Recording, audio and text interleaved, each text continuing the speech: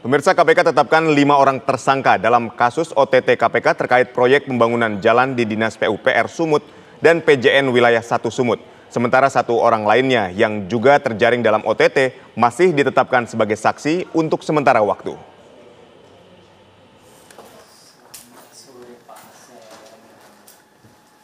Komisi Pemberantasan Korupsi KPK menetapkan 5 orang tersangka dalam kasus dugaan korupsi proyek pembangunan jalan di Dinas PUPR Sumatera Utara dan PJN Wilayah 1 Sumatera Utara. Dari total 6 orang yang terjaring dalam OTT di Mandailing Natal, Sumatera Utara, Kamis lalu, 1 orang lainnya masih diperiksa dengan status saksi.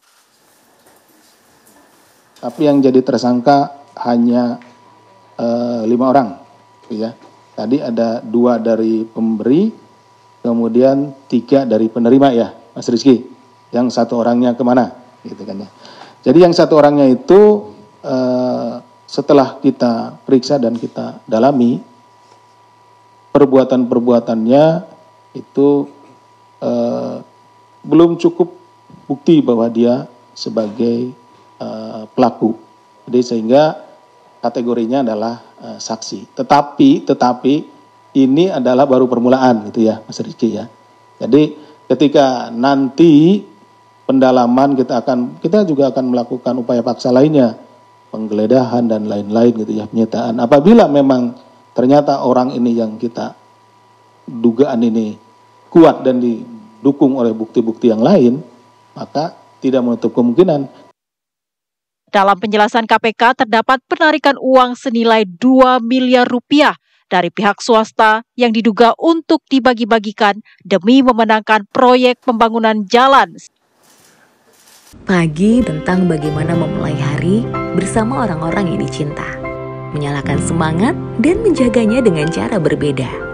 Tiada keraguan dalam memberikan rasa aman. Kami selalu punya solusi untuk meringankan beban. Kami berkomitmen mengiringi langkah membangun mimpi, merekatkan pada kebersamaan hingga tak ada celah untuk berjauhan. Dan kami menyebutnya melayani dengan komitmen.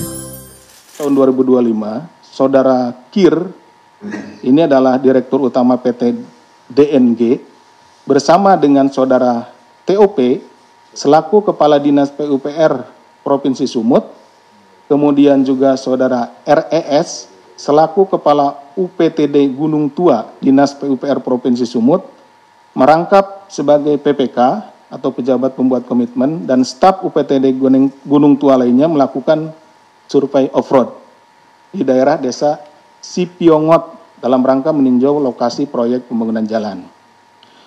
Saudara TOP selaku Kepala Dinas PUPR kemudian memerintahkan Saudara RES untuk menunjuk KIR sebagai rekanan penyedia tanpa melalui mekanisme dan ketentuan dalam proses pengadaan barang dan jasa.